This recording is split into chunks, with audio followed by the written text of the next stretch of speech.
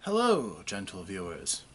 I am the OmnusCritic, here once more before you to bring to your attention an item of gaming history, and to critique it. This requires a bit of fortification, and while I'm afraid that this establishment doesn't have any proper wine glasses, at least they have a good sangria. The item that I'm bringing forth for you today is a prop. It is an item meant to stimulate the imagination, to bring forth the gravity behind the usage of this particular item. And it is an item that has a certain amount of notoriety, to the point that some dungeon masters, yes, dungeon masters, this is an item from Dungeons & Dragons, refuse to use this item outright, and some players as well. It is an item with a sinister reputation, but it is one that has the lingering promises of easily gotten riches and power that still makes it compelling to this day. The particular item that I am talking about is the Deck of Many Things, and the prop being a printed deck of cards from the Deck of Many Things. The Deck of Many Things has been in Dungeons & Dragons as early as the Greyhawk supplement printed in 1975. However, a version of it has continued to exist in Dungeons & Dragons throughout the various editions, even continuing all the way up to the current 5th edition. The powers have changed slightly, but the immensity of their powers have not. This is an item that can shatter your game balance, that can outright ruin your carefully crafted narrative, and can either elevate players up to stand above their peers, or can utterly wipe out your party. The actual deck itself is a nondescript pack of cards with a unified theme, and most often in a game they would be found in some sort of a box, often decorated with symbols of luck, like shamrocks, or leering faces of leprechauns and other creatures that are considered lucky, or dealing with fey powers. The deck, and there are several iterations of them, but the one I'm talking about today is the 22-card variety. This one is one of the most notorious because the advantages and disadvantages that you can get from drawing the correct card are on the extreme. This particular deck has cards that can instantly raise a character up a level with a draw, grant them wishes, give them the ability to instantly compel an answer, yes or no, from the dungeon master themselves. Or it can utterly banish them from the party into a prison they cannot escape from on their own, give them the enmity of a powerful demon or devil that will seek their destruction, or outright change their outlook and alignment so that they may not be compatible with the rest of the party. These are just a taste of the variety of effects, each one of these cards having a separate effect, and of course, as you can understand, this can run roughshod over an adventure.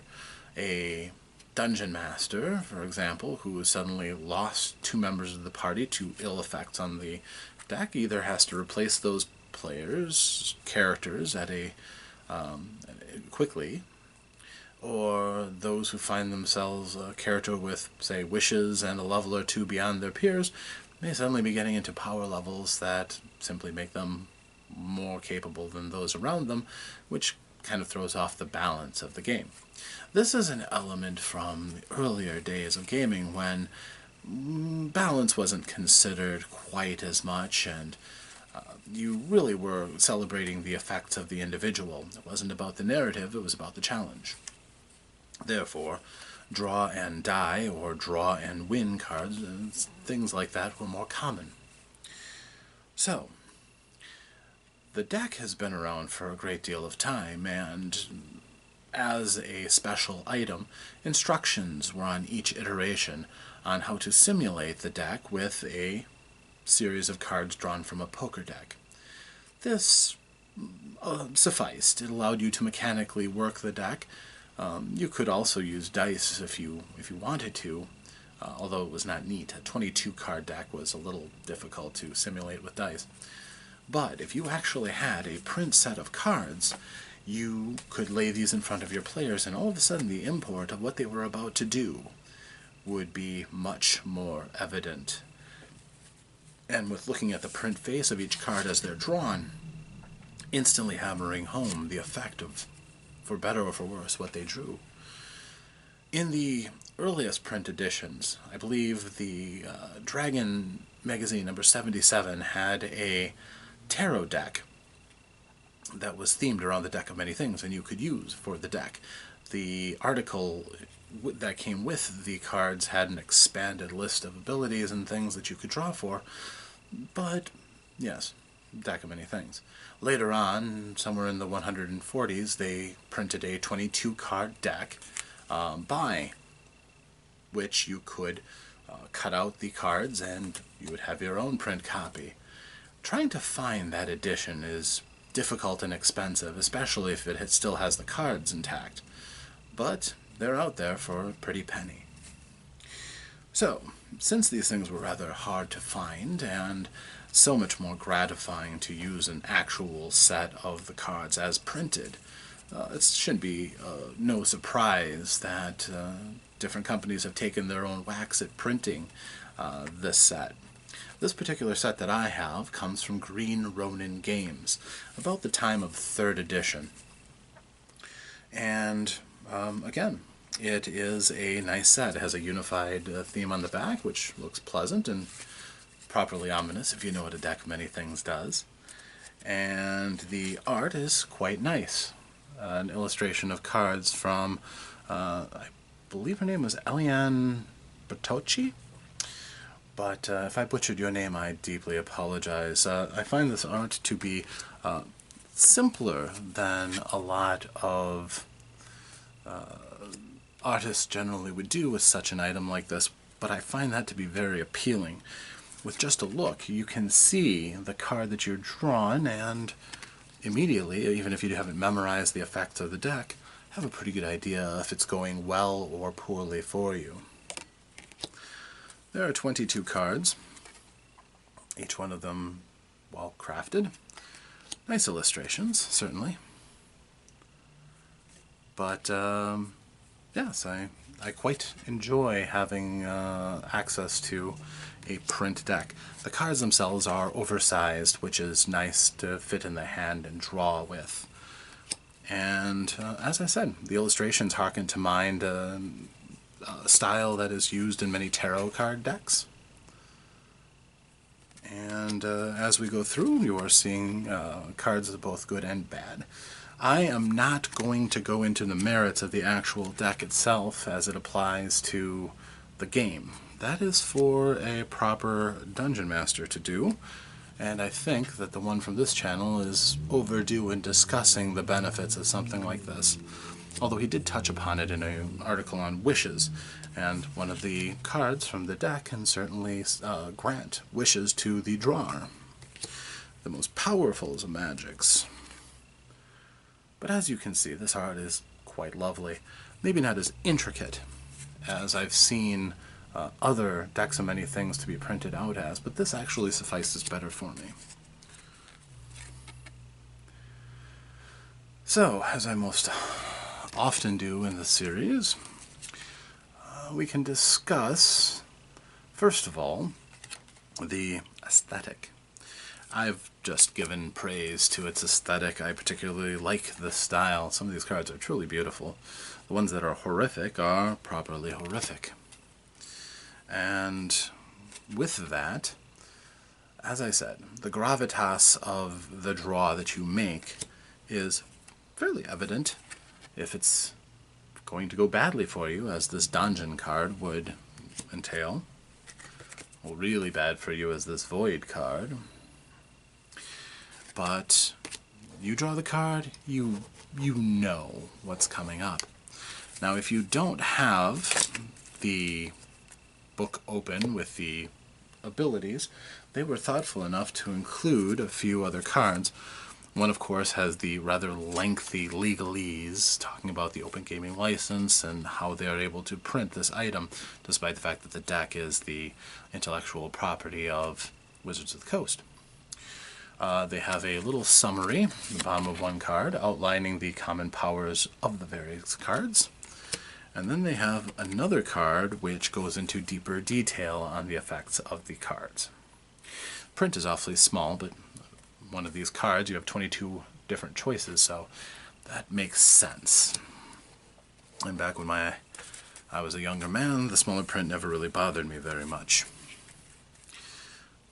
This is a fine prop, something that you can easily pull out, and if you put that on the table, those who know what a deck is, well, they can either feel everything puckering up with either anticipation or dread. Now, I do struggle sometimes to find uses for this. As far as the aesthetics, it's a definite thumbs up. As far as the mechanics go, it is merely mirroring something from another game system, which, again, your mileage may vary if it's suitable for your game, but generally the impact of the item is undeniable, and the what it does for a game as far as supercharging the mystical feeling of the game and the thought that anything is possible for woe or for weal is palpable in this item. Again, I'm not going to describe the benefits and disadvantages of the deck in existence in Dungeons and Dragons. Many game masters don't use this item. They don't like it. They don't like the lack of control that they have over the fates of the characters in their story. This represents giving up some of that control and allowing chaos to come forward, especially if your player characters are foolhardy and, for example, if somebody insists they're going to draw 10 cards from the deck, that could blow up spectacularly, and odds are strong that it would. The function of a deck is to, each time you draw, give another chance of yet another great treasure. But the better you do, the better chance you have of something nasty being the next card. But mechanically, having these cards in front of you so you can demonstrate how your character is doing directly in front of you, props like this can really snare the imagination and draw it into your game a little bit further. Many game masters enjoy using props like these. For some, the theater of the mind and everything being in the imagination is a fine thing. But a prop, even something as simple as a deck of cards, in the right moment can really do a good job of impressing on your players that this is a significant moment potentially in their characters' lives. So mechanically, well, it's a thumbs up. It does what it's supposed to do. It gives you the very neat possibility of being able to simulate the use of a powerful magical item without using proxies like poker cards. Now, as far as the writing, that's something that I usually go into, but for this it's really not appropriate. The writing is just mirrored off of what was on the 3rd edition Dungeon Master's Guide for the effects of the cards. It's spelled out there as well as can be. The cards themselves have the title of the card and the illustration, so that's perfectly acceptable. It does what it needs to do. So that, as far as writing and editing, is, well, the legalese is perfectly lined up, I suspect. So in that, it's a passing grade because it doesn't fail. Value. Now this is a bit tricky because it was a $10 deck of cards. Now, I don't use decks of many things often in my game. If I did, it would be a better value. As it is, I struggle to find uses for a deck of many things in my games. I've used it as a tarot set, because I didn't have a deck of tarot cards at hand. I just drew off the deck to simulate the cards that were drawn to give a fortune teller some insight from beyond, and was able to interpret those cards effectively for the player characters. And so the players got to see a prop used and had some, again, rather impressive narrative woven into what were truly random draws.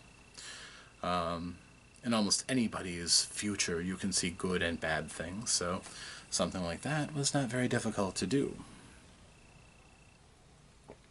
Most recently, I used the deck during my St. Patrick's Day adventure to draw challenges for the players. Each challenge was a powerful illusion that ensnared the player and made them go up against something themed from the draw of the deck.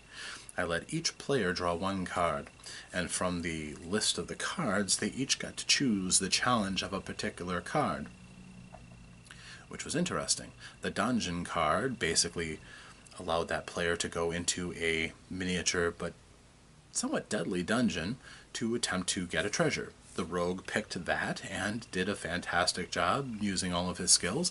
It was summed up quite nicely and neatly with a few dice rolls and moved on. The challenge of the fool, however, was given to the somewhat foolish gnome illusionist, who was forced to accept humility and contritely apologize for a boorish moment of misbehavior that he had done prior, and passed the challenge as a result. It was an opportunity for character development and maybe some self-reflection, although that's probably too much to hope for. So if you have something like this littering your game space, a clever game master can find uses for something like this outside of actually needing to insert a deck of many things into your game, especially if you're telling a narrative game where such an item is not really that welcome. So your mileage may vary. I find that at $10, having it is useful. I can use a deck of many things from time to time, but also I do have alternate uses that I can use it for fortune telling and other similar effects. The art is nice enough that it's always a benefit to bring out this prop when I want to, and quite honestly, as I said, it's been an asset far more than just a dust collector. So I definitely give it passing grades. Now, in relation to this, there are other decks of many things that are out there. I know that they've been reprinted several times by a variety of different companies. I do not have a sampling of these because I'm quite content with the one I have. If you are paying more than $10, you really have to look at how good the art is and how much you're going to use it as a feature before that prop starts to become prohibitively expensive. If you're not going to use it a fair amount, well, you have your own budget, I suspect, but I wouldn't break the budget for much more than that. If it is something that you find that is less expensive, it's almost a perfect attraction as long as the quality is decent.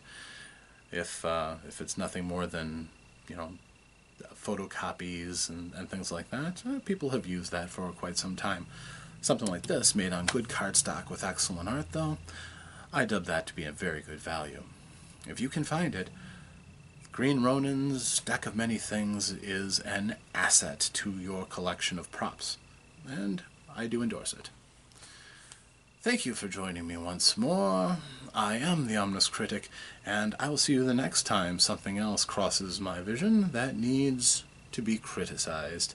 Thank you, and farewell.